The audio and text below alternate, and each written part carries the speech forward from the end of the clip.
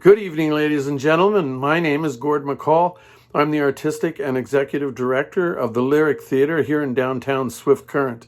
It's my pleasure to welcome you tonight to a very special show. It's Lyric Digital Stage Write Out Loud Local Writers Night.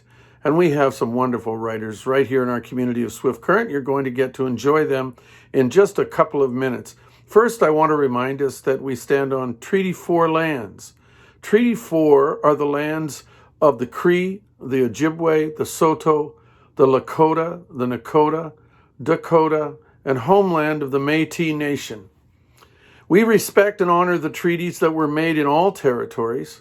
We acknowledge the harms and mistakes of the past, and we are committed to move forward in partnership and collaboration with Indigenous nations in the spirit of reconciliation and collaboration. We also continue to stand in solidarity with all people who stand in opposition to oppression, lack of freedom of expression, and the violent suppression of free speech and basic human rights. We stand with members of the Black community, people of color, Indigenous peoples, 2S LGBTQ communities, people with disabilities, and all who experience oppressive marginalization and systemic racism and hatred, including injustices of this nature that occur in our own country. Now, during the cold snap that happened, just last week, we at the Lyric experienced some issues, as many people running older buildings do. We had several pipes freeze on a sprinkler system, and including other pipes that conduct water throughout our building. So we had some burst pipes and several other things happen. One of the furnaces died on us. So we're now getting back on track. It's a week later. We want to thank all of the suppliers and craftspeople that helped do this. But of course, we've incurred several expenses, unexpected expenses. So for those who would wish to donate, and you certainly don't have to, but if you did wish to donate to help us out, I'll give you some information right at the end of the program, and you can do so. Now, and we thank you. I just want to say how much we thank you, if you could. Now I want to pass the ceremonies over to Anne Hill, who will be our host for tonight, and we'll launch our Lyric Digital Stage Write Out Loud Local Writers Night. Take it away, Anne. Good evening. My name is Anne Hill, and I'm glad to welcome you on behalf of the Write Out Loud Committee. Welcome to the Lyric Theatre Digital Stage Write Out Loud Local Writers Night. The Write Out Loud Committee would like to thank Gord and the entire Lyric team for making this event possible. We are pleased to present 5 awesome local writers for our evening. Our first one is Cole Jordat. He is a writer and publisher from Gull Lake, Saskatchewan. He works with D'Urville and Uproot Books to publish several books a year while also running the Lyceum Theatre. The most recent book published by his team was Chazia's Enchantment, written by Hilda Chazia Smith. Our second speaker for the evening is Pat Brzozowski, a retired teacher from Swift Current. She began writing memoirs to share childhood memories with her family. As a way to relive her travel adventures, she's currently writing about some of her more memorable experiences around the world. Her statement is, "Writing is a challenging, rewarding hobby for me, and if someone enjoys the stories, that's a bonus." Our third writer is Jackie Cameron. For 30 years, Jackie and her family lived on a farm near Waldeck, Saskatchewan, where, in the later years, they raised beef cattle. Some of the stories written in her upcoming book, Adventures on the Circle Store Ranch, are based on incidents that happened on the farm. This book is written at a level intended for 7 to 10-year-olds, but will be of interest to all ages. Our fourth writer is Carla Rudolph. She was raised south of Gull Lake and has achieved a Bachelor of Science in Agriculture from the University of Saskatchewan and a Master's of the Environment from the University of Manitoba.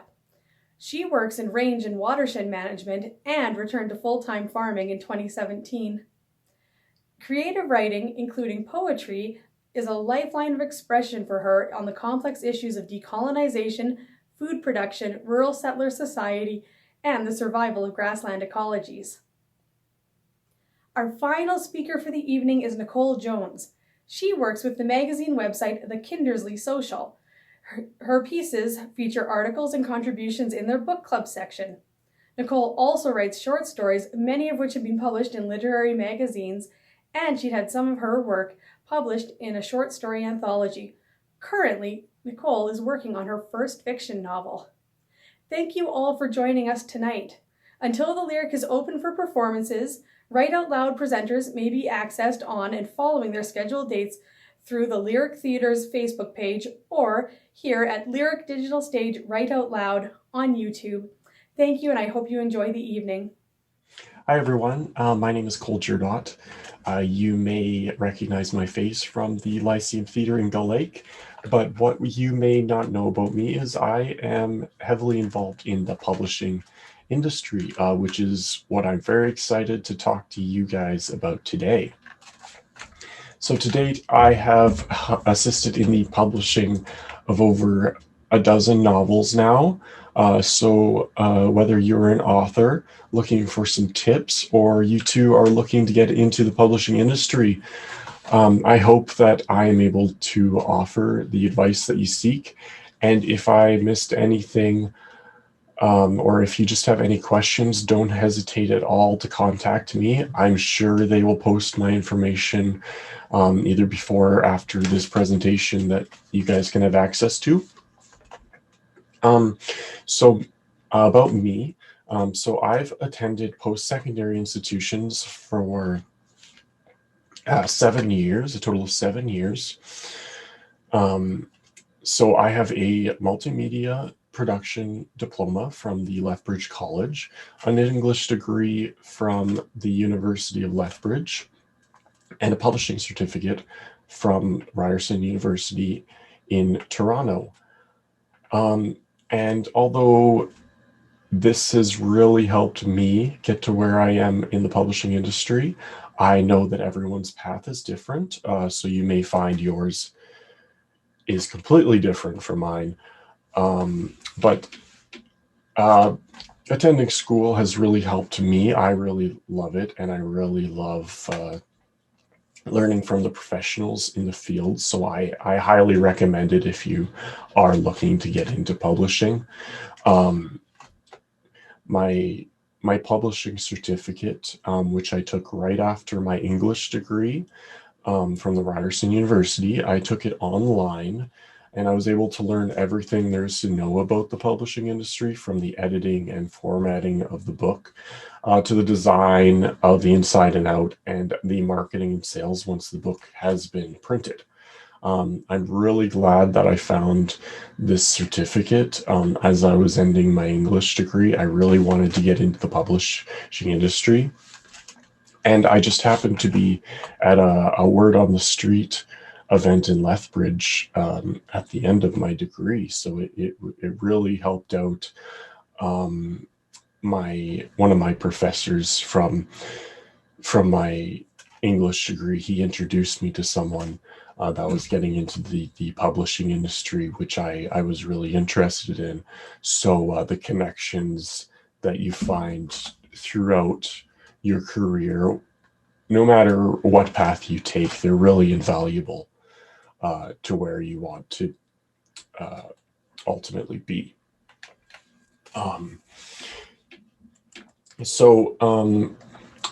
The company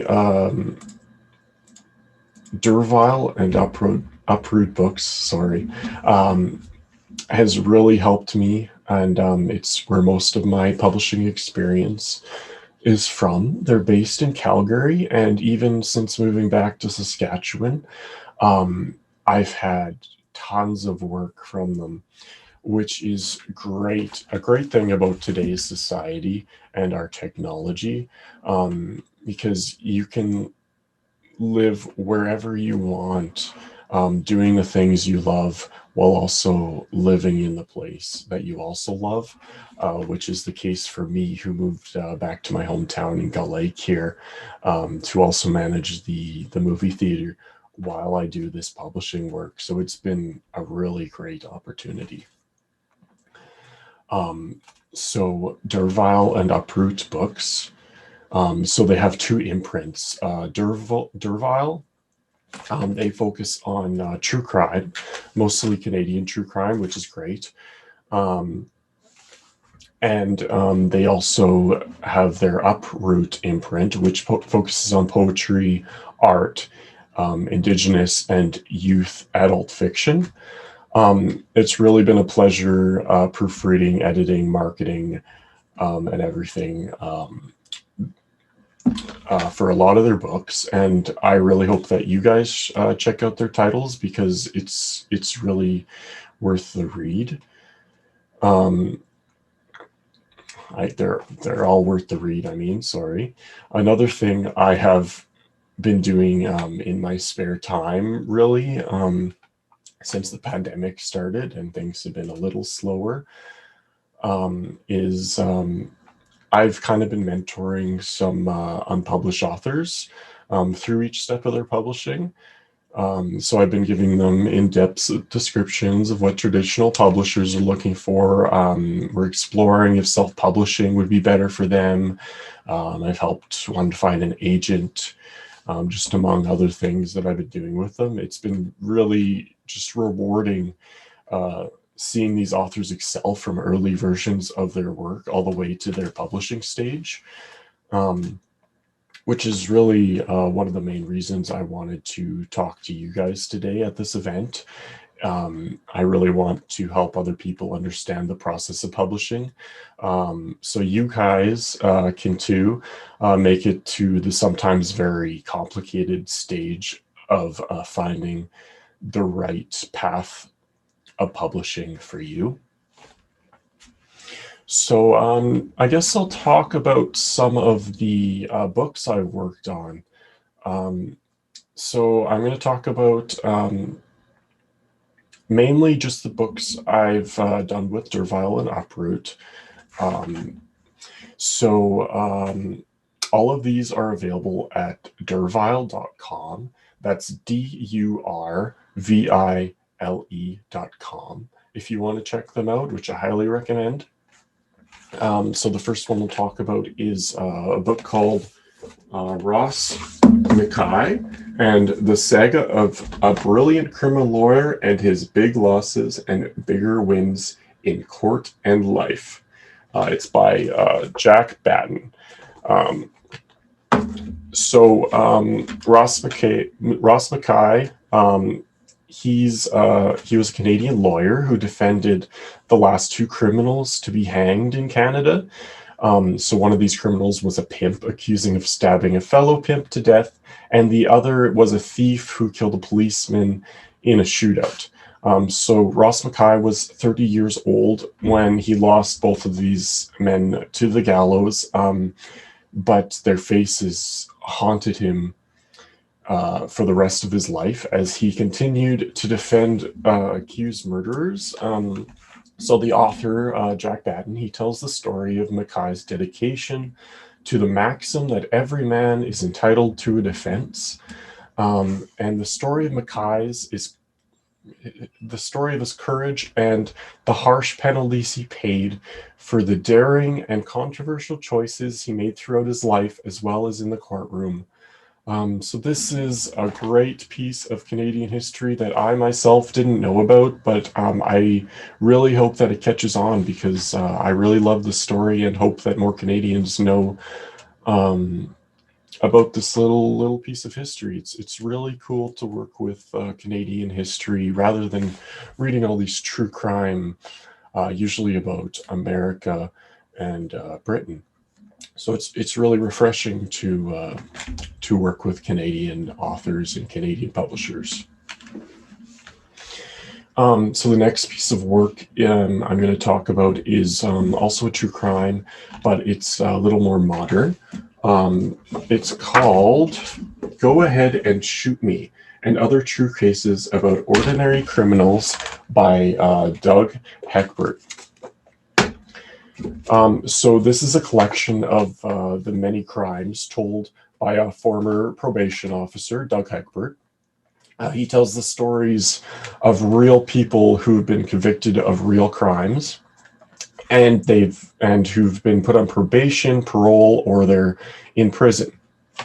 So the title story, Go Ahead and Shoot Me, is actually real funny. It's a quite comedic story.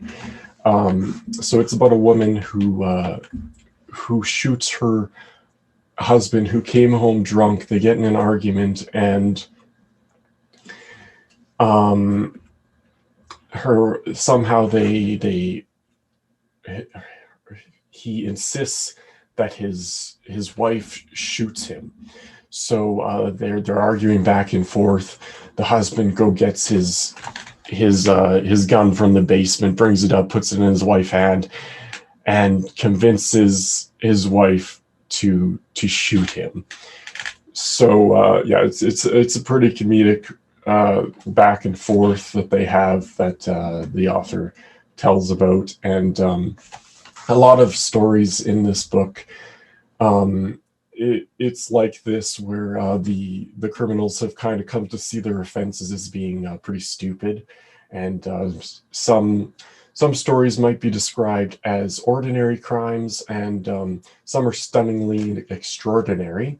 But all stories show the human side of criminals that Heckbert worked with and came to know. So by getting inside glimpses of offenders' backstories, motivations, and personalities, Go Ahead and Shoot Me shows there is much more to an offender than just their criminal behavior. So Heckbert stresses throughout his book that the criminal is not the crime, and this was a very fun book to work with, because yeah, Heckbert really does show how ordinary these criminals are. They're humorous and ridiculous moments that really do make you laugh.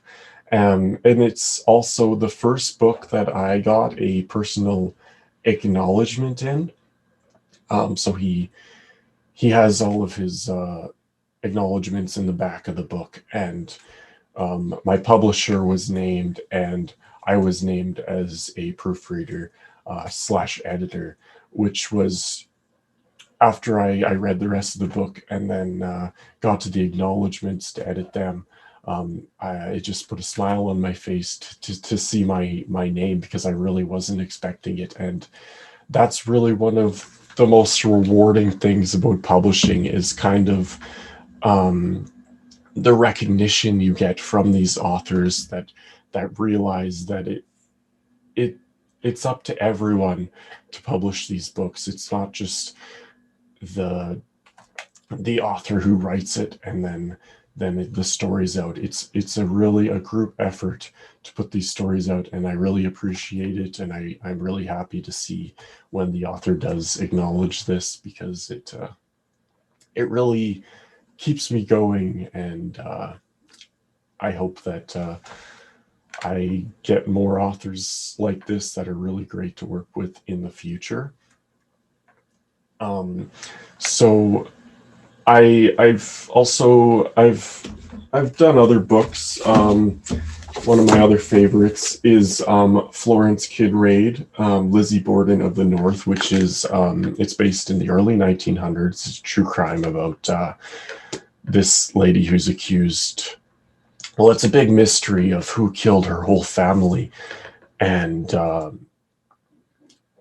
it's about how this woman, how Frank Jones really describes how this woman got away with killing her whole family. She was a suspect, and then just she got away with it so many times. It's a great read. It's one of the first books that I did end up working with Derville, and so it really sticks in my mind when I think about the early works I've done with them.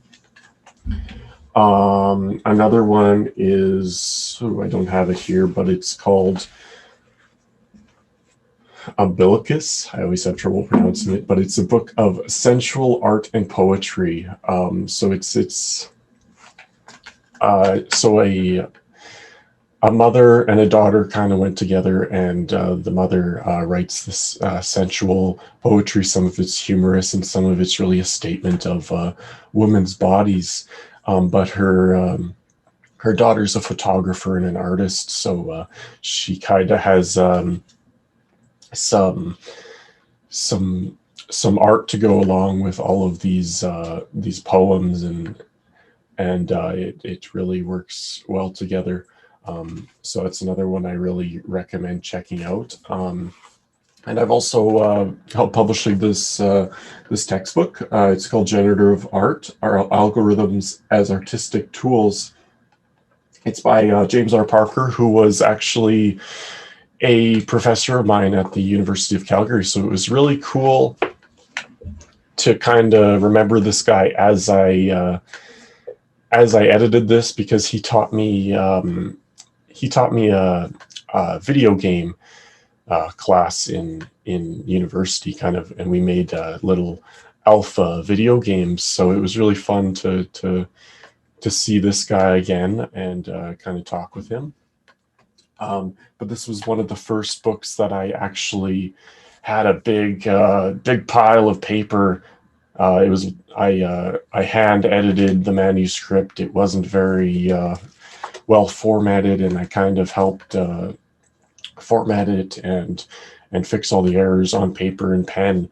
And that was a really cool experience, because a lot of the work I do now is digital, now that I'm in Saskatchewan, and it's not really that efficient to send paper back and forth in the mail. So I do a lot of editing online. But yeah, this was a really fun one to work with. He explains how you can create art with today's technology and tools, and algorithms, and through coding, and through all of that kind of stuff. And he's really passionate about all of that as he writes about it. So if you're interested in any of that, if you're kind of nerdy and like art and coding, that sort of thing, I really recommend that one. That's all the books I have here. I don't think I have time to talk about all the books I've published, or helped publish, sorry. But I will talk about another one. It was my very first, it was kind of what got me into D'Urville in the first place, and the first one I did with them in general. So it's called Lillian and Kokomi. Sorry if I mispronounced that, if you're listening to this, Linda. But Lillian and Kokomi is The Spirit of Dance. It's a children's book by Linda Partridge, and it's illustrated by Dave Nicholson. Lillian is she's a girl of mixed Indigenous and white ancestry who's in the process of being shuffled through 7 foster homes. At school, she doesn't fit in with the white kids, and she doesn't fit in with the Indigenous kids either. She's a complex and not always lovable heroes, but upon being placed in an Indigenous household, she eventually finds a sense of peace and belonging as she learns of her Indigenous traditional ways. So yeah, it was the first kind of book I helped publish, and it's kind of stuck with me. I always think about it when I think about my publishing journey. It's really stuck with me, and I really appreciate that Lorraine Sheba kind of picked me up and wanted me to work on that with her. So yeah, that's kind of my journey so far. Right now, I'm working on 2 books. One of which just came out. I'm waiting for it in the mail right now, but it's called Chassia's Enchantment. It's by Hilda Chassia Smith, and it's a book of meditations. She's kind of she's Jewish, and she's kind of a meditation instructor. So she works her faith into her meditations, which is it's really cool. She has some French in there. And yeah, it was just really cool editing kind of something different. It's refreshing because everything you edit and everything you publish is different. That's what I just love about publishing. The other thing I'm working on right now is with an author named his name is A. David Barrett. So he's kind of he's an author I've been kind of mentoring through his publishing journey. He hasn't officially been published yet, but I worked with him on his first novel that he finished. It was called Lamplight. It's his trilogy is kind of a speculative fiction. It has Tesla in it, Jack the Ripper, Jekyll and Hyde. So it has all of these pieces of fiction and also history in it, and that's what really drew me to helping him. It's really fun working with him because of all his cool ideas, and with a new writer who hasn't been published, it's really fun to kind of help them improve their writing style, find their writing voice, and even just through working with him on his first book, and now editing his and kind of proofreading his second book. I'm just kind of reading it and kind of getting initial thoughts on his second book right now. But it's kind of in the future in World War II. And it's also speculative fiction with little pieces of fiction throughout that time, World War II, and then he brings in the Tesla elements again, and the Jack the Ripper, and also the Knights of the Round Table. So it's really interesting what he's come up with, and it's really rewarding, and it's really fun seeing his writing style improve as his books go on. But yeah, that's the second novel in his Lamplight trilogy. It's called Searchlight. And he's going to write another one. He just finished this one, so he's now working on his third one in the trilogy. So that's really exciting. But I think I'm running out of time. So I'd like to thank all of you for listening to me and my spiel, kind of about my education, my journey through my publishing industry, all the books I've helped publish, what I've learned, and all of these amazing authors and publishers I have worked with. I'd like to thank the people that have allowed me to speak today from the Lyric Theater. Of course, Dervile and Uproot Books for allowing me to speak today about all these things I've worked with. Lauren Sheba, she's the main publisher who has allowed me to do this. And of course, A. David Barrett, who has allowed me to speak about his books and about our work together so far. And I hope that some of you kind of contact me about your books and your journey, and we can work together on some books, either if you're the author or you're another publisher that wants to work with me. Once again, my name is Cole Jerdot, and I really hope that I was informative today. Yeah, my contact info will be posted. You can find me and updates to my work on Facebook at Cole Jerdot Publishing Services, and on Instagram. And I hope that you enjoyed this and I wasn't rambling too much.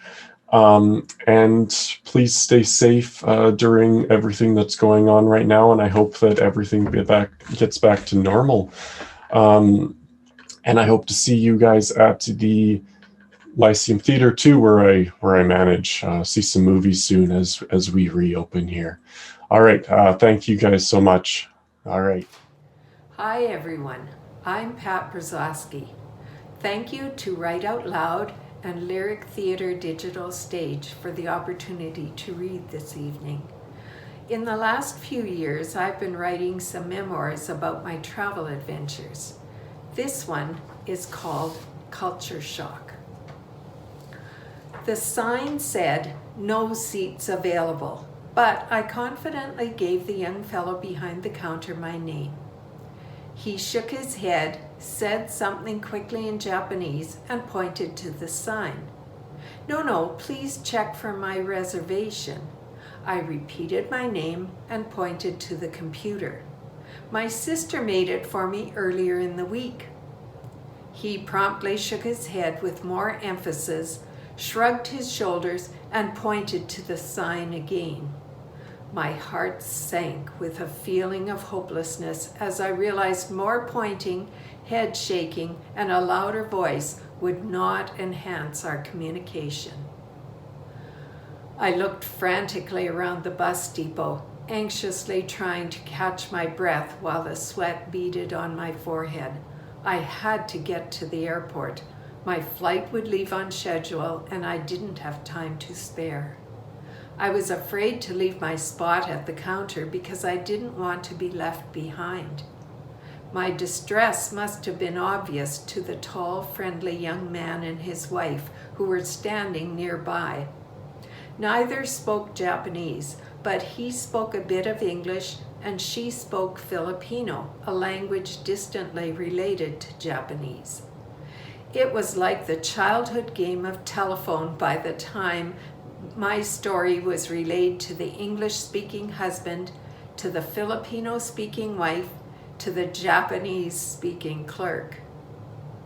It's a real challenge to travel around the world, but experiencing different cultures adds to life's richness. Visiting my sister Bonnie in Japan certainly added jewels to my treasure chest. The endless sea of people, the intricate language, the steam from boiling soba noodles, the underground tunnels of the subway, the sky hazy with smog, and the lighted painted lanterns all provided a grand sensory palette of variety. High-rises and city landscape reached for the horizon in every direction between the airport and Kawaguchi, the suburb where Bonnie lived on the outskirts of Tokyo.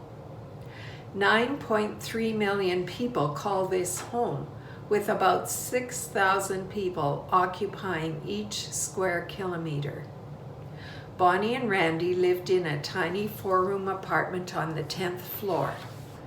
The quaint sliding walls made of sturdy rice paper and the traditional tatami mat floors created the air of authenticity.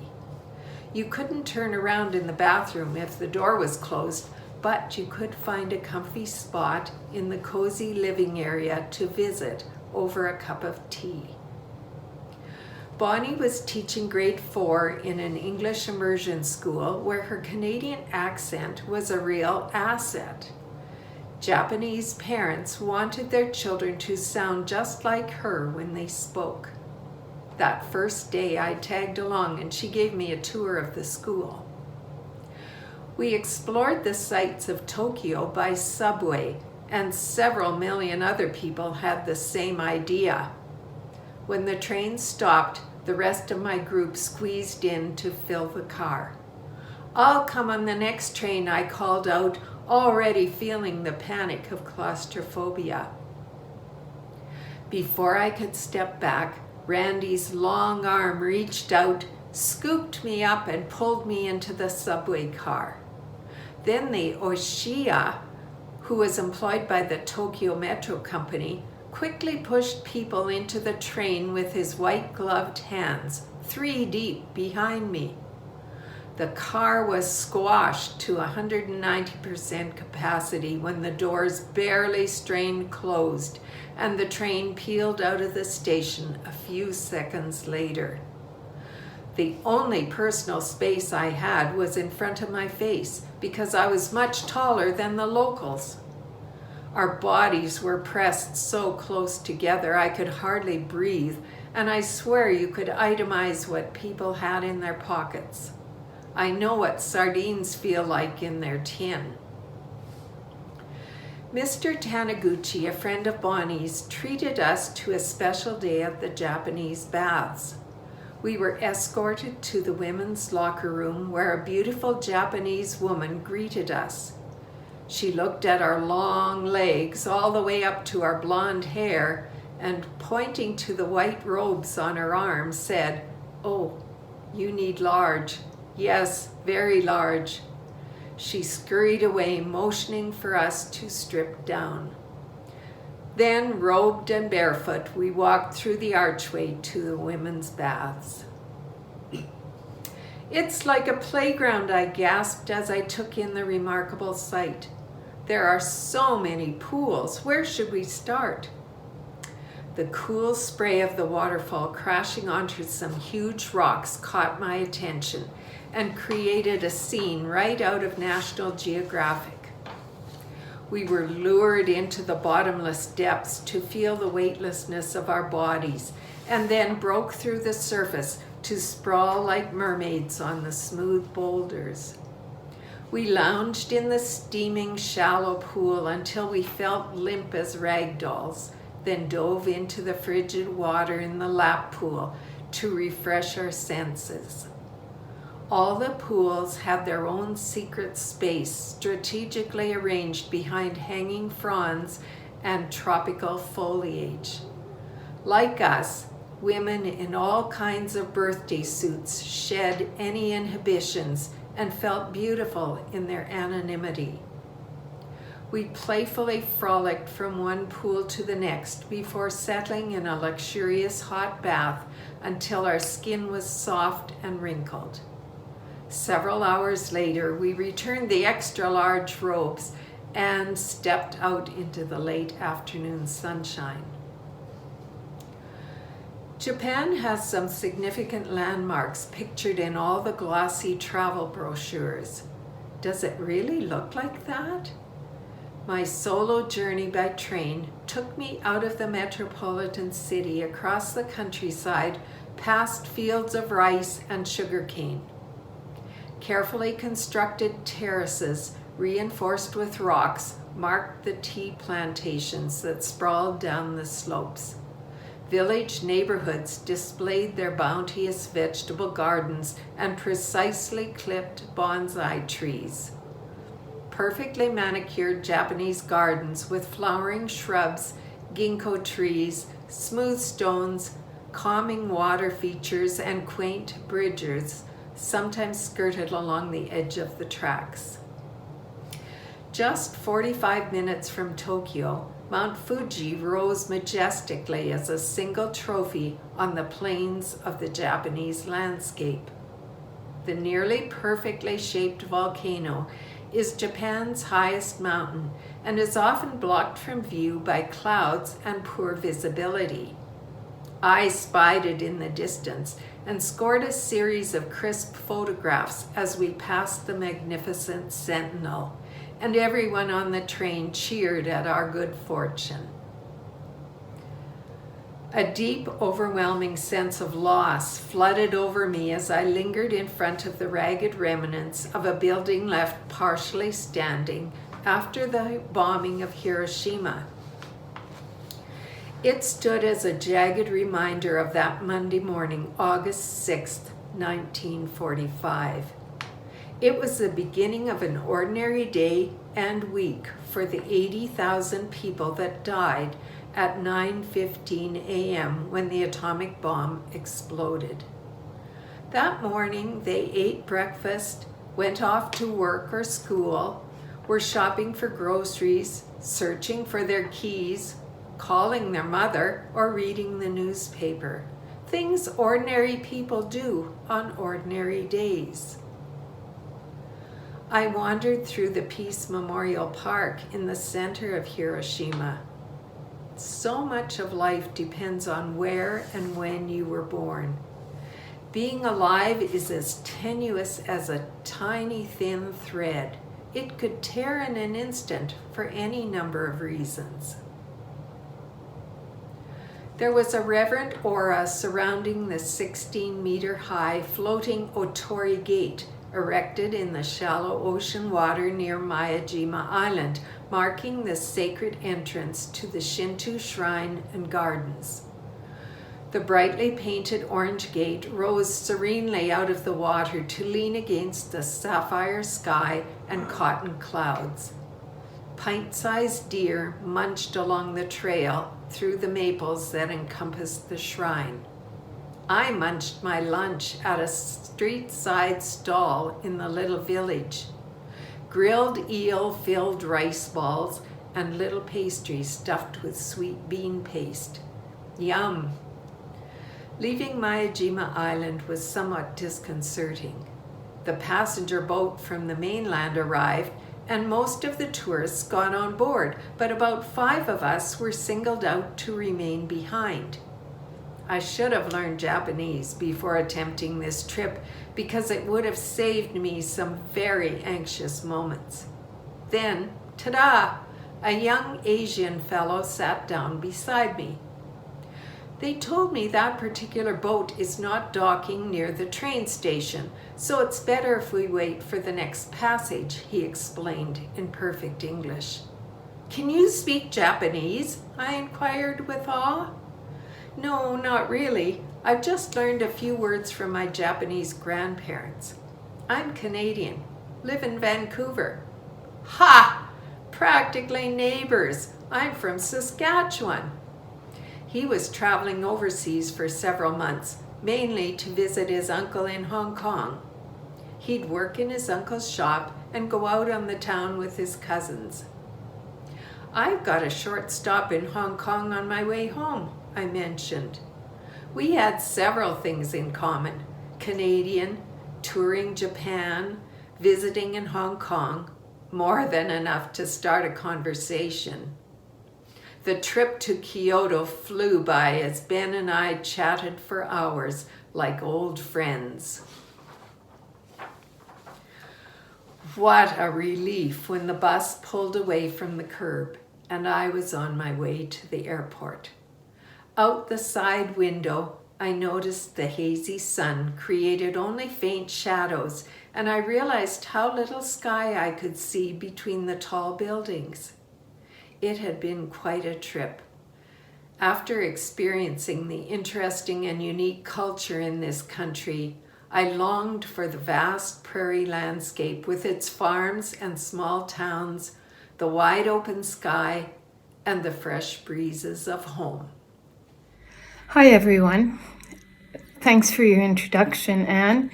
As she mentioned, I'm Jackie Cameron, and I'm going to be reading from my children's chapter book titled The Adventures on the Circle Star Ranch. The book is for reading levels ages 8 to 12, but younger children will also enjoy having the story read to them. This is a book of fiction, but some of the events in the story are things that happened to us on our farm where we had both cattle and horses.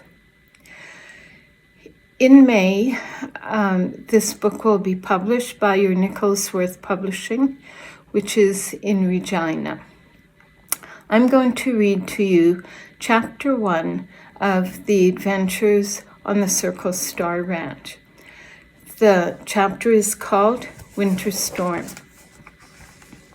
I won, shouts Ben as he stands up in his stirrups and waves his arms about. He is riding his brown pony called Lucky. Get real, yells Ben's sister Sarah. You won once and I won once, so we're even. Race me again, says Ben, so that I can show you I'm king of the riders. Sarah replies, I'm taking Star to the barn and then going into the house. Ben watches as Sarah rides her horse towards the barn. You're just scared. You'll lose, are Ben's parting words to his sister. Ben leans down to pat Lucky on the neck. You're the best, Lucky. You can run much faster than Star. When Lucky seems to snort in agreement, Ben can see the pony's breath. He also can see his own breath.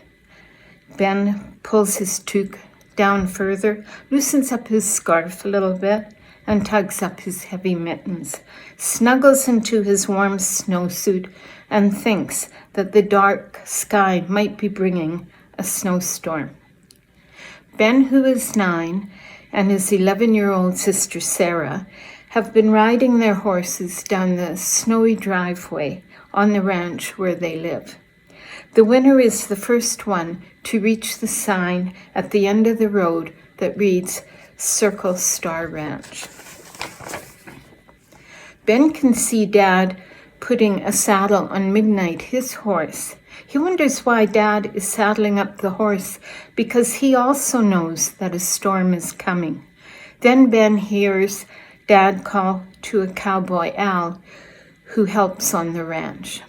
Al, it looks like a storm is coming. I'll ride Midnight around this pasture and see if any cows have wandered off. It won't be good if a cow has a calf born out on the prairie in stormy weather. Okay, answers Al. I'm thinking you'd better hurry. I'll keep spreading out straw for the cows and the calves to lie in.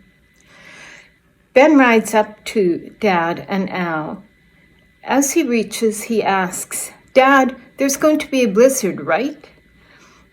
Look at how dark the sky is getting. Can Lucky and I ride with you when you check for cows? It's a pretty big pasture, and I can help you look. Dad glances at how warmly Ben is dressed and tells him that he can come along. Soon they are trotting across the prairie through the snowy hills. Dad, there still seems to be a lot of snow in these hills and valleys. I sure hope it disappears soon. I'm tired of winter, Ben tells his dad. Are we going to make it back home before the blizzard starts? I think we will if we keep moving, but it will be a race to beat the bad weather, Dad replies. We have to search closely, but any cows will probably be in sheltered areas. After riding for 10 minutes, it starts to snow. The wind begins to howl, blowing sharp pellets of snow into Ben's face. It's getting harder to see. Ben sees a dark shape in a little dip in one valley. Dad, is that a cow? He yells above the howling wind and points to the east. They look closely at the spot, but soon both Ben and Dad decide that it's a shrub that is blowing in the fierce wind. Dad calls loudly to Ben, We will check the trees by the creek, and then we'd better head home. Just before they are ready to ride home, Ben sees a dark spot in a small bush that he is sure is not a shrub or a rock. Sure enough, it is a red cow and her new baby calf. Dad, look over there, calls Ben, pointing to the cow and the calf.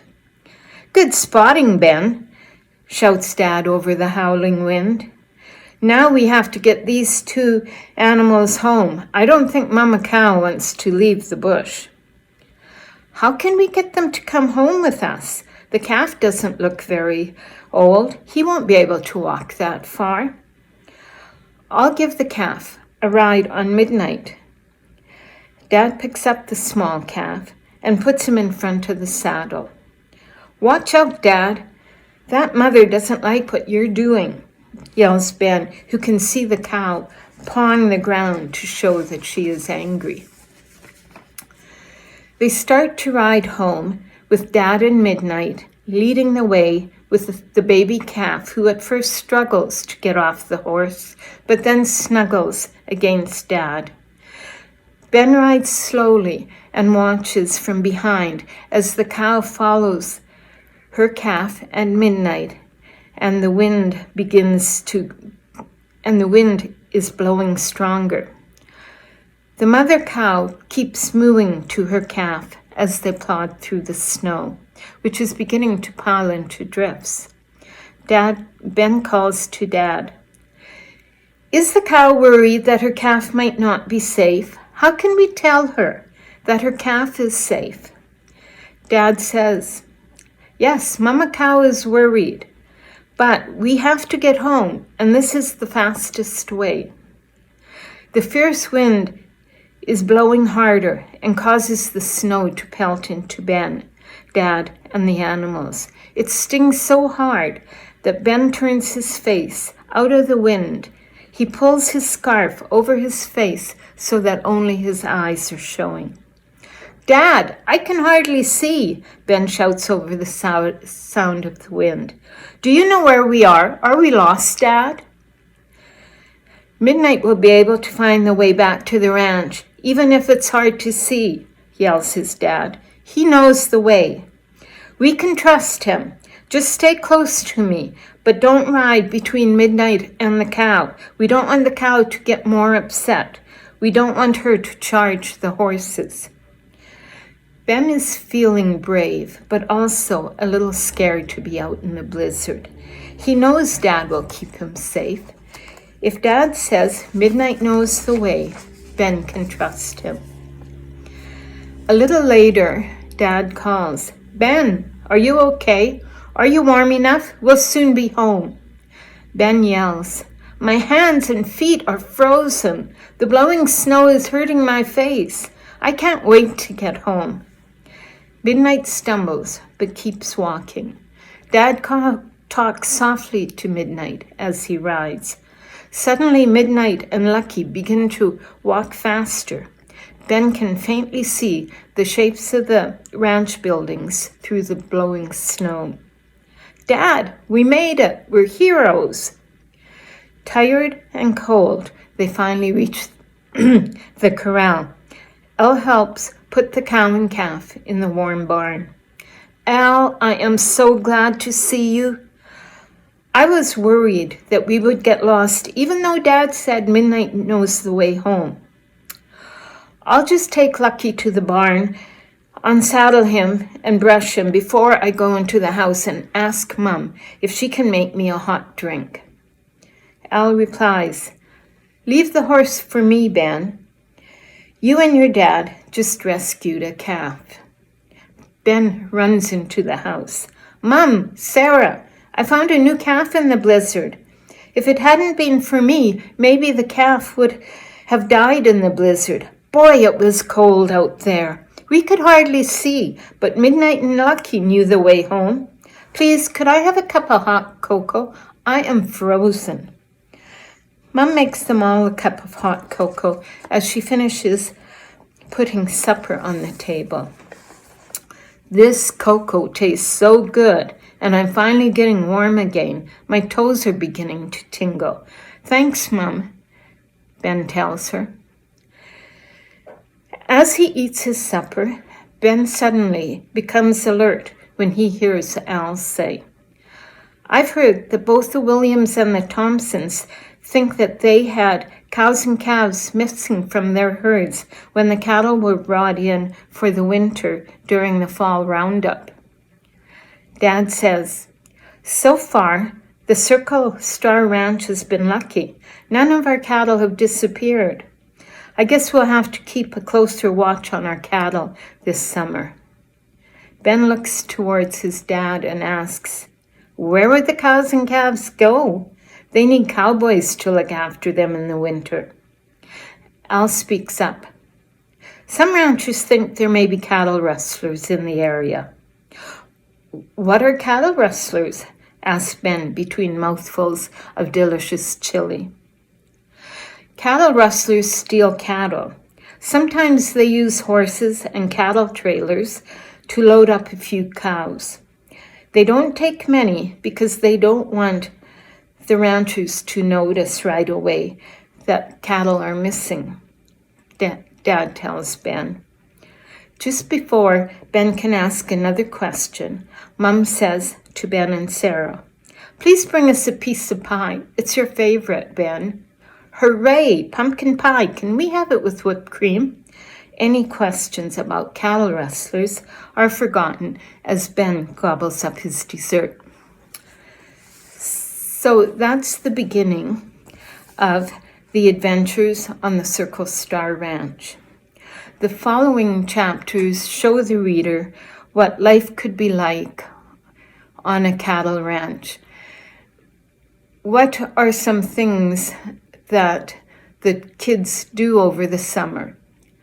How are cows and calves taken care of? In the spring, while helping Dad check fences and the cattle, Ben and Sarah find a dog that has been dropped off on the prairie. The dog follows them home. They begin to wonder, will they be able to keep this dog, who is very scruffy looking? Early one morning, Ben hears the cows bellowing. This keeps on for quite a while, so Ben jumps out of bed and runs to the window to watch with his dad what is happening. They see a cougar who is approaching the cows who are trying to protect their calves. This is something that happened to us, and it was quite interesting to see what happened. One of the main things each year on the Circle Star Ranch is when a few neighbor cowboys join the family, and together they take the cattle to the summer pasture. This book will take us on the cattle drive, which takes much of the day, and at the end of the day there's a barbecue, a campfire, singing, and stories. Underlying the usual events that happen on the ranch is the worry that cattle keep disappearing. In the end, it is Ben and Sarah who solve the mystery. Thanks for listening to me read the story, The Adventures on the Circle Star Ranch. As I mentioned, it will be available in May from your Nicholsworth Publishing. I'll hopefully have copies of the book in certain places around town that will be for sale. Thanks again. Hi everybody, my name is Carla Rudolph. I am from Southwestern Saskatchewan, obviously, south of Gull Lake, and I am going to be reading some poetry that I wrote as part of the Write Out Loud component of the Lyric Theatre digital stage. So I farm and ranch in southwestern Saskatchewan with my mom and dad and my husband. We primarily raise grains for international export, and then we also have like a small beef cattle herd, so cows that are raised for beef that we take care of in the Southwest. And so in addition to being a farmer and rancher for about 15 years, I worked as a professional agrologist in a sort of a variety of fields, but really based around environment and ecology, so rangeland management. I've spent a lot of time on a native range in the Southwest, agricultural extension around water developments, watershed management and restoration, and so and soil reclamation, like dealing with establishing plant growth on soils that are not growing anything. So I come from a very strong ecology and science background, but at the same time I also completed a Master's of the Environment from the University of Manitoba, and during that time period I lived and worked in a Cree community in northern Manitoba, and my master's thesis was all around the topic of Indigenous food sovereignty and Indigenous land sovereignty, and I gained like a lot of knowledge and understanding during that time period that I really didn't have exposure to up until that point. And so when I came home, I find that it's sort of a combination of like my training as a scientist and an ecologist, and also and sort of having this political ecology framework to be looking at the landscape with, and having an understanding of what has been lost or what's being lost as a result of the conversion of native prairie into primarily cities and towns and farming agricultural cropland. And then raising beef. A lot of our beef is on what are called remnants of native range, and sort of like questioning, does that belief belong there? Does that beef belong there? Is it is it just an invasive species, or should it be bison that are there?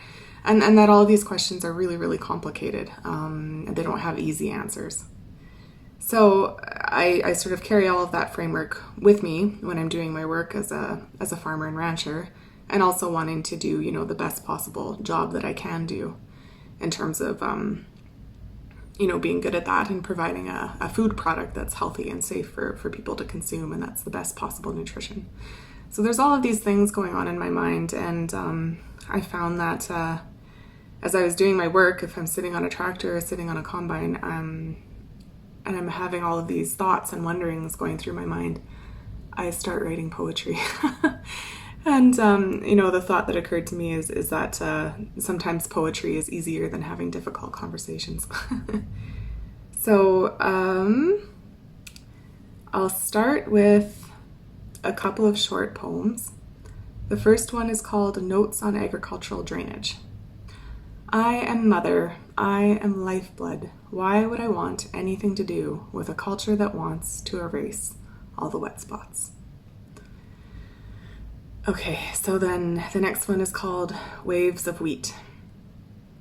Waves of wheat are crashing over me. I am awash in barley and canola. I am awash in gold and mauve. I am drowning in waves of wheat. And when I swallow, I taste sage in the back of my throat. So the next one is it's very Swift Current centric. It's called On the Way to the Fair. So anybody who's familiar with the city is really going to recognize a lot of the references. So, on the way to the fair. Riding my bike on the way to the fair. Conqueree, cheerio, cheer up, cheery. Red-winged blackbird and American robin, not, or.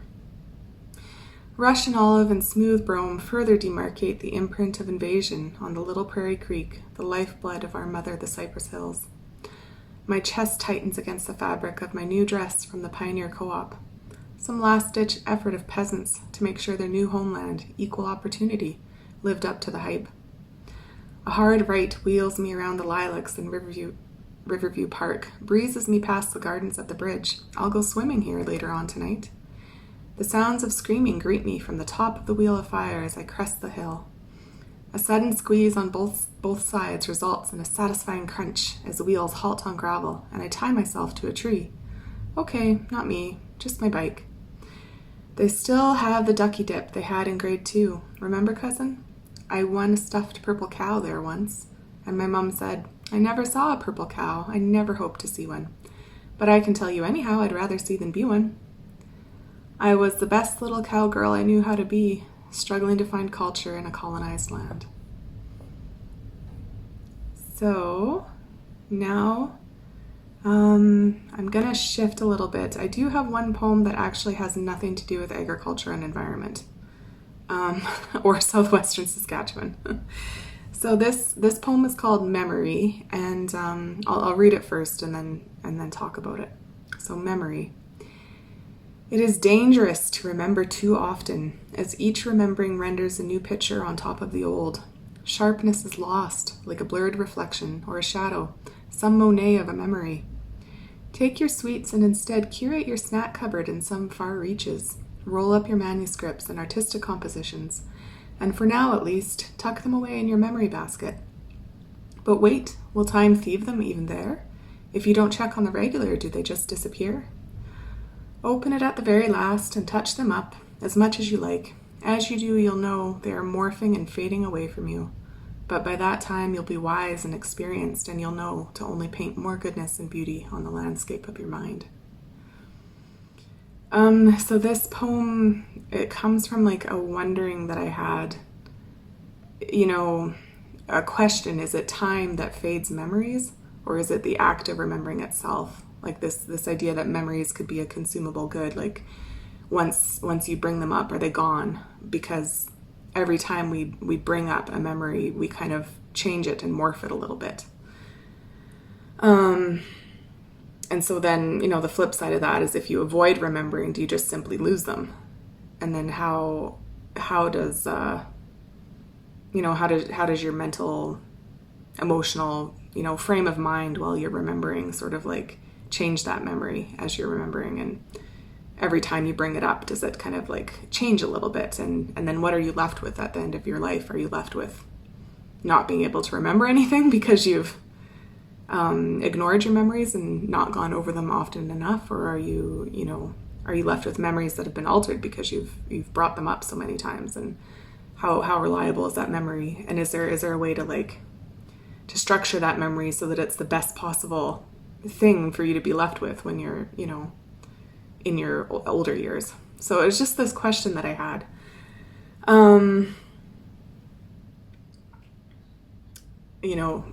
This question, I want to go over my memories, but if I do that, is it to lose them slowly over time? And then I found a book. Some of you will recognize it. It's by a Danish guy called Meek Viking, and he wrote the famous book, The Little Book of Hygge, which is all about the Danish way of living comfortably, or sort of coziness. And he wrote a follow-up book called The Art of Making Memories. And I just read that book about a month ago, and I found out that actually science confirms what I suspected, that in fact we do, as we bring up our memories, we actually change them a little bit. And that's how you can end up with two people who shared an experience as a child, but they have very different recollections of how that event took place and that type of thing. And so that was just kind of interesting because it confirmed what I suspected. And then the question remains is what is the best way to deal with our memories? Okay, so we're going to shift back to agriculture and environment. And this final poem is broken into 3 parts. And it's kind of my longest thing that I've ever written. And it really tries to bring together these perspectives of myself as a farmer and of a rural person that's resided in southwestern Saskatchewan, during my lifetime, obviously, but also on a family farm that's been here for about 100 years, and just sort of the way that agriculture is changing and shifting, and the difficulties that rural communities have been experiencing, and rural families as these changes take place, and that they're really sort of out of our hands. And then also the ecology perspective and looking at what's happened on the landscape with watershed degradation and the loss of native prairie and the creation of all of these islands of functioning ecologies, and the fact that they're really not functioning very well when they're that fragmented, and what's driving all of that in terms of economies and the desire of people to try to remain on the land. What does that drive them to do in terms of land use decisions? How does economics restrict what's possible or drive what is happening on landscapes? And who's in control? Where's the power located? So it's all of that, and then also bringing in, the information that I learned from Indigenous elders about their perspectives on food and land sovereignty, and just kind of really coming to recognize myself as as a settler Canadian that's really has a very short history in the grand scheme of things, and I'm trying to interact with this landscape and interact with these plants and animals and this ecology that I really don't know a lot about. And there's thousands and thousands of years of knowledge and history located in Indigenous people's knowledge and memory bases that because of the colonialism and imperialism that took place on the landscape and is arguably still taking place, has removed Indigenous peoples from interacting with their food systems and their ecological systems that they managed early for thousands of years. And so I'm not sure that I've really reconciled anything, but I expressed some of the thoughts that I have, I guess. So this poem is called Get Big or Get Out. 1. Get big or get out. This is what they told us, as if economic violence could be taught as part of national policy. Those dearly departed relations gone not to heaven, but to some city somewhere. Leave these farmhouses as depositories of ancestral information, as if to say, this is where we came from, once we had land. And they can show their children on summer vacation how they used to live, No tidy evasion of history buried in a landfill. Layers of abandonment are all out on the open here. Until a big farmer gets a hold of it and burns it all, the trees, the house, erasure more appealing than grief or guilt. Do they not know that when an ever-expanding material reaches the limits of its container, it explodes? 2. I bury myself, breathe damp earth, badger burrows down, down, down. Earth as sustenance, warm in the winter, I am home for hibernation. I dream. Jaws gnash together, teeth shatter, the maw gapes, and bison tumble out over the cliff of my lips. These teeth, these bones, they shard and flake, and as my spirit unfolds, theirs are released. They call it colonial guilt, as if to be landless is to be blameless. I watch as they allied responsibility for crimes no longer under their fingernails. They moved up in the world long ago. These bones sing inside of me now. They form my body, my teeth, my bones, my eyes, my voice. I ate them with grandmother's garden vegetables and beef grown on blue grandma grass. Grandmother's eyebrows and needle and thread. Grandmother's sewing kit. I'm so sorry, but I breathe them in after a rainfall, and when I open my mouth, bison fall out. 3. I learned long ago to lean into another's pain like bending into a strong wind. I yearn for homeland, sage and wild mint, chokecherry and meadowlark, the comfort of landscape, community, and culture being taken over by machines and by people being used as machines. Here I am, alive with the possibility that I may be dying. To go home is to become an arrow. Yea, though I walk through the valley in the shadow of this desperate industriousness, I fear no evil. Thy crocus art with me. Thy goldenrod and thy staff, they comfort me. Surely goodness and mercy shall follow me all the days of my life, and I will dwell in the prairie forever. Okay, so that's it. That is my poetry. I just want to say thank you so much to the organizers for having me. I'm just very humbled and honored to even be able to be part of this community and present something that I've created like this. And everyone stay safe and warm. Okay, thank you. Bye-bye. Hi, everyone. Thanks so much for tuning in, and thank you to the Write Out Loud team for having me take part in this event. So a little bit about me and who I am as a writer. I'm a small part of the Kindersley Social team. I'm the senior assignment editor, and I also write many of the feature columns. I also have my own book club section where I write on a wide variety of topics, all relating back to literature. Reading and writing has always been something that I have enjoyed, and now I'm lucky enough to do it as a profession.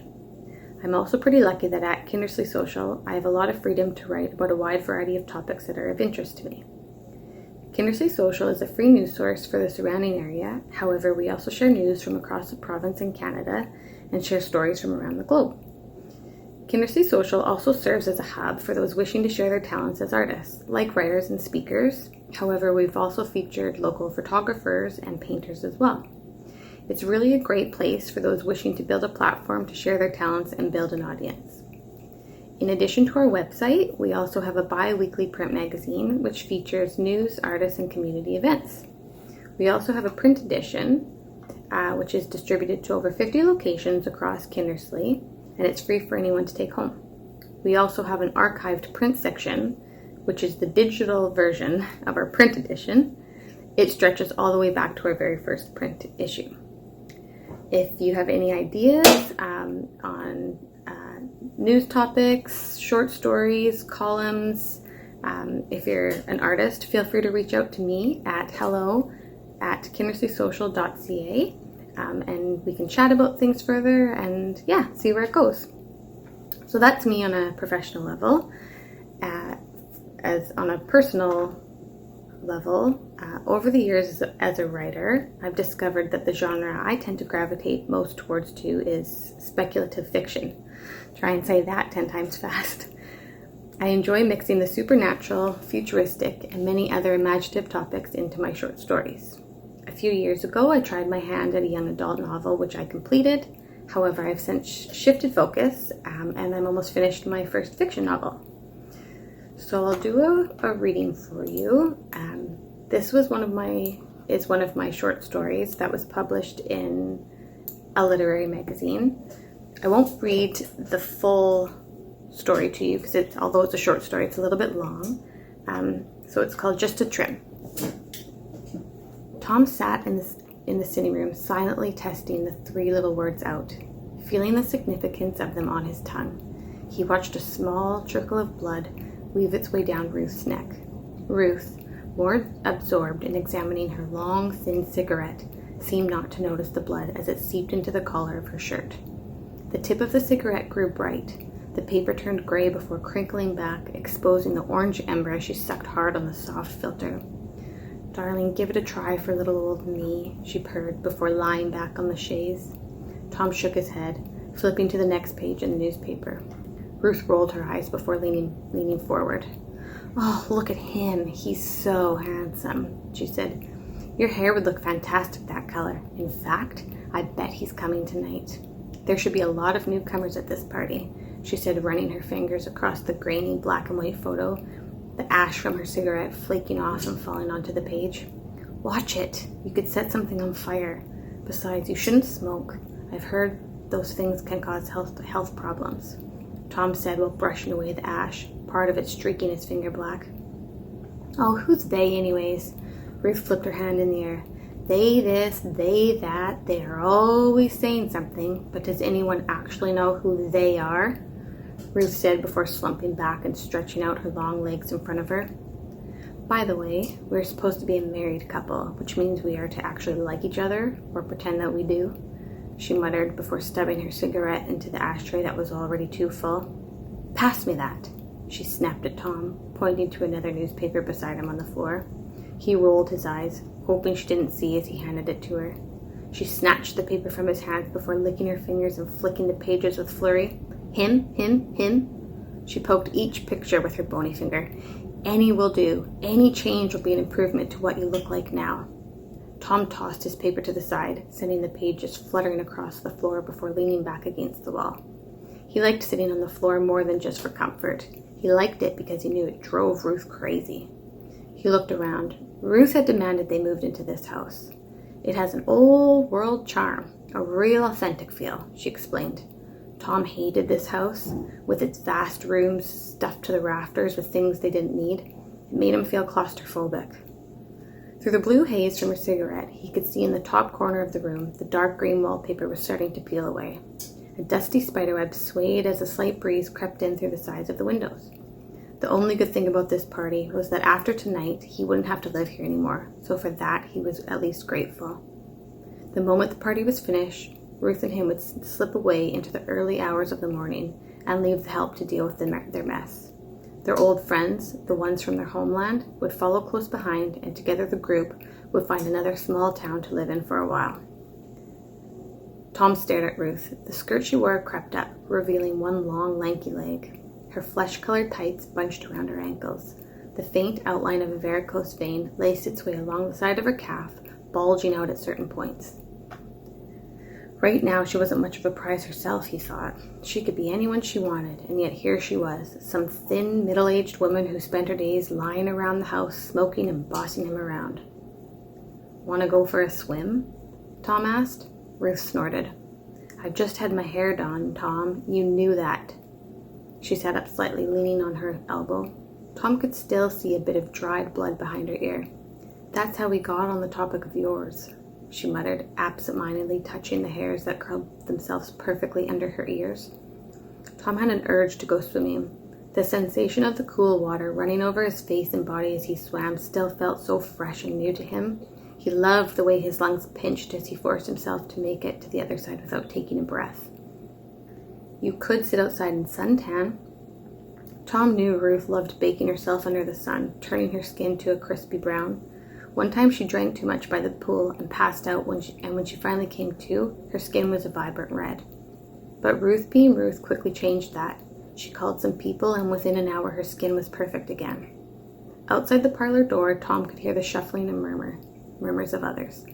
The snap of drums and the wail of a trumpet vibrated down the hall.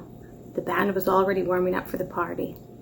Tom hated social gatherings, being surrounded by people, judging and examining them.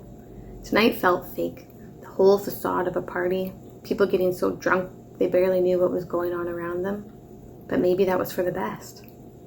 "I'm going to change my outfit. I'm going for a whole new look tonight," Ruth said before grabbing a drink and sashaying out of the room. Small dust motes swirled in what little sunlight was left as Ruth closed the door behind her. Above him, the clock ticked. He should change his outfit. If he didn't, Ruth would likely make some comment on how he wasn't presentable for their guests. His body groaned a little as he stood up. The blood rushed to his feet in small sparks. Out in the hall, the smell of lilies wafted over him as he walked out. Their scent, mixed with the wax from the candles and the floor polish, reminded Tom of a funeral. Glancing in the mirror, he ran his hands over his hair. It still had a nice deep part on the side and was nicely slicked back. Ruth was wrong. He didn't need to change it. "Sir, the guests are starting to arrive." Arthur, Tom's right-hand man, told him. Tom motioned for him to open the door. Outside, the atmosphere vibrated with life. Crammed against the gates, each person was trying to outdo the next. "My father's the Earl of Devon," one man shouted. "Haven't you heard? I'm a war hero," another yelled as he jostled his way to the front.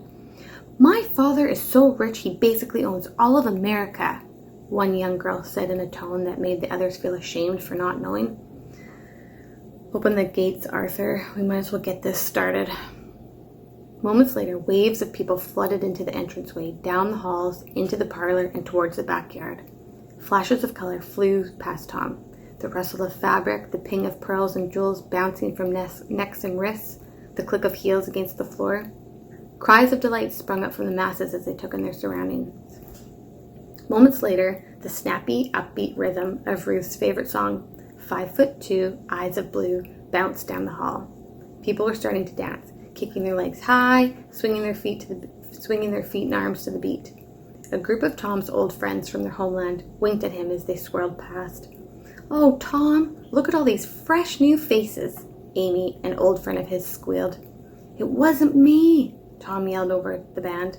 "I had nothing to do with tonight." "What?" Amy shouted and held her hand to her ear. "Oh, yes, you are right. Just think what will be happening soon," she squealed, her face flushed pink with excitement. Tom shook his head and turned away. Jim, Tom's oldest friend, held a glass high. "Great party, old boy." The gin from Jim's drink sloshed over the rim of his cup as he toasted Tom.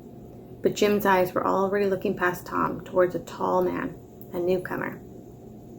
"Darlings!" Ruth shouted. "Hello, up here!" Ruth waved her arms in the air before starting down the stairs, the noise from the crowds quieting down. Tom clenched his jaw and took a deep breath. Everything Ruth did drove him crazy. He often asked himself on a daily basis why he had ever chosen her to be his wife. "Oh, listen to that, everyone! They are playing my favorite song!" she exclaimed just as the song ended. "Start it up again, boys!" Ruth hollered to the band. "Don't you just love this, Tom?" Ruth winked at him as she took the last step, holding out her hand for him to take. "Look at all these people. Just look at all these wonderful, beautiful people." Tom noticed her eyes gleamed with anticipation. "Just leave me out of tonight," he hissed at Ruth before he dropped her hand. Soon, Ruth was being pulled into different conversations, and Tom was able to fall back into the shadows. All around him, he could already see his old friends pairing themselves up with the newcomers to the party. But Tom could tell they were doing more than just making small talk. They were deciding. "Sir, another." A waiter stood in front of him with a large silver tray. "Oh, yes." Tom took the glass from the man, feeling the ice clink against his teeth as he took a long, deep drink. He really shouldn't have another. The liquor was already taking hold, making his legs feel heavy and his head thick. He never really felt right in this body when he drank. Gasps, cheers, and shrieks of delight erupted from the backyard. "Come on, you just have to see it. You won't believe it. I mean, an elephant? Right here in our own little town? Can you imagine?" A girl squealed as she grabbed her friend's arm and they raced from the room. Tom followed the girls into the backyard, groaning when he saw that Ruth hadn't just brought in an elephant. She had brought in an entire circus. As people focused their attention on the acrobats, Tom felt Ruth's lips brush against his ear. "The best distraction, don't you think, old boy?" she whispered, her breath warm on his ear. "Gonna pick one?" Ruth asked, fanning her arms across the yard, treating the humans like an enticing treat. By now, all their old friends had turned and were watching, waiting to see who Tom would pick. A cold, uncomfortable sweat broke out over his body. He shook his head. After tonight, I'm leaving. I'm going back, Tom hissed. Ruth glared at him before she spun around on her heels and hurried over to a petite blonde girl. Moments later, Ruth whispered into the girl's ear. On cue, their friends followed Ruth's lead and whispered into the newcomer's ears. 3 tiny words was all it took to make the newcomer's bodies freeze. Ruth, not wasting a moment, touched the soft strands of the girl's hair before reaching up and latching onto her scalp. With a tug, Ruth plucked the girl's hair, all of it, right off her head. Skin and hair dangled between Ruth's fingers. Tom could hear a small sucking sound as Ruth reached up and took her own hair off. For a moment, moonlight danced on Ruth's white skull before she swapped hairstyles. The petite girl would never remember what happened. She would never know that she used to have wavy blonde hair, and now she had cropped black hair. That's what those 3 little words did. It made them forget.